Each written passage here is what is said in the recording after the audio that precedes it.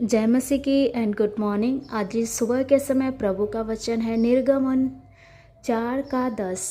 यहाँ पे ऐसा लिखा हुआ है, मूसा ने यहोवा से कहा, हे मेरे प्रभु, मैं बोलने में निपुण नहीं, न तो पहले था और न जब से तू अपने दास से बातें करने लगा। मैं तो मुंह और जीभ का भद्दा हूँ। यहाँ पे प्रभु ने हमें बनाया है और वो हमें जो भी हमारे अंदर गुण है उनसे कुछ बातें छिपी नहीं हुई, क्योंकि वो सारे गुणों को देने वाले, हमारे अंदर की कमी को भी देने वाले और कमी को पूरा करने वाले भी परमेश्वर ही होते हैं। लेकिन यहाँ पे मूसा को जो थोड़ा सा मैं इंट्रोडक्शन देना चाहती हूँ कि यहाँ पे परमेश्वर जो है, यहोवा जो है, मूसा को इस्राएली लोगों को बचाने के लिए भेजना चाहता है।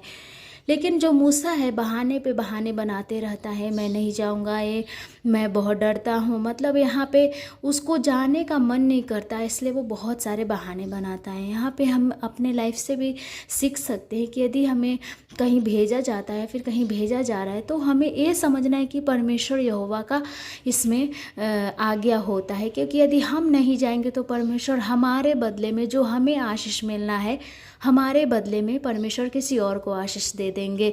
तो यहाँ पे जो मूसा को परमेश्वर ने इस्राएली लोगों को बुलाने के लिए, उन लोगों को वहाँ से छुड़ाने के लिए भेजना चाहता है।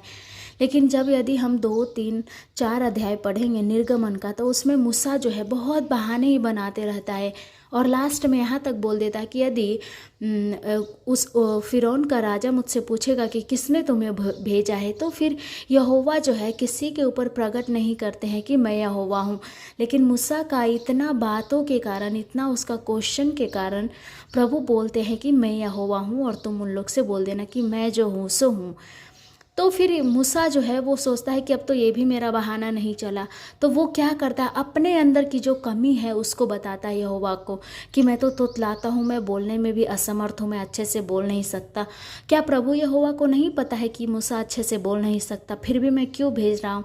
क्योंकि प्रभु हमारे कमियों को नहीं, पर हमारे अंदर जो हमारा जो आत्मिकता है उसके अनुसार, हमारे अंदर जो कैरेक्टर है उसके अनुसार प्रभु हमें नियुक्त करता है और हमें यूज़ करता है।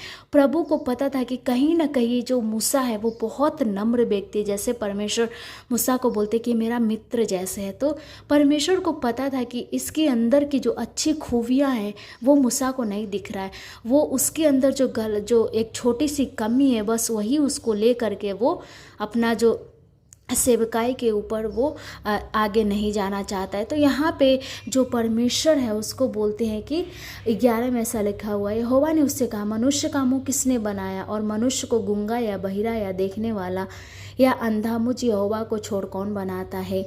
यहाँ पे जो प्रभु यहोवा, उसको मतलब यहोवा को गुस्सा आ जाता है, क्योंकि प्रभु उसको आगे भेजना चाहते हैं, उसको एक लीडर बनाना चाहते हैं, एक अच्छा चरवाहा बनाना चाहते हैं, लेकिन वो जो है बहाने पे बहाने ही मारते रहता है। तो यहाँ पे क्या होता है कि जब प्रभु जब देखते हैं कि बहाने पे बहाने मार रहा है, तो फिर वो बोलते हैं कि तुम्हारा जो भाई है वो तुम्हारा मुँह का शब्द बनेगा और तुम उसका आवाज़ बनना। यहाँ पे ऐसा लिखा हुआ है, क्योंकि देखिए यदि मूसा वहाँ पे चला जाता तो हारून को परमेश्वर यूज़ नहीं करता। लेकिन जो यदि हमारे जीवन में जो कमी है, यदि उसको लेकर के हम सेवकाई में बढ़ेंगे, तो वो हमारे कारण जो है हमारे लिए ठोकर का कारण होगा। लेकिन यदि हम प्रभु यहोवा का नाम लेकर के हमारे अंदर जो भी कमी है उसको भी धन्यवाद करके यदि आगे बढ़ेंगे, तो हमारा जो जीवन वो सफल होगा और प्रभु का सेवकाई में हम और आगे बढ़ते जाएंगे। तो इस सुबह के समय मेरे प्रिय यहोवा से प्रार्थना करें कि हे प्रभु, मेरे अंदर जो भी कमी है, जैसे पौलुस बोलता है कि तेरा अनुग्रह मेरे लिए पर्याप्त है, वैसे ही हमें भी बोलना है इस सुबह के समय कि हे प्रभु, जो भी तूने बनाया, मुझे जैसा भी तूने बनाया उसी प्रकार उसी तरह से मैं अपना जीवन को इस्तेमाल करूं। क्योंकि कोई परफेक्ट नहीं होता, यदि परफेक्ट होता तो मनुष्य के अंदर घमंड आ जाती।